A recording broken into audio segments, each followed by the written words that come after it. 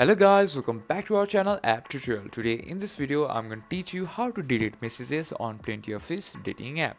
Now open your web browser on your PC and type in Plenty of Fish, or you can type in www.pof.com.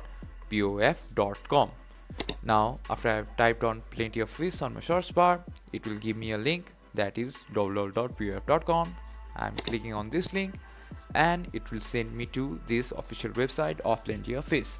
Now to delete a message, first you need to have an existing conversation or existing messages you have already sent to a user. Now to find that messages, you need to go to inbox, that is on the top bar of this website right here, clicking on this inbox and go to send messages. Now to delete this message, click on these messages, and I've already sent a message but I want to delete this message. You just have to click on this three dot bar and click on delete conversation. Now you have successfully deleted messages on Plenty of Fish. If you find our video helpful, please leave a like and don't forget to subscribe our channel. Hit the bell icon button to get updates on our new videos and drop a comment for reviews and more contents like this. Thank you for watching.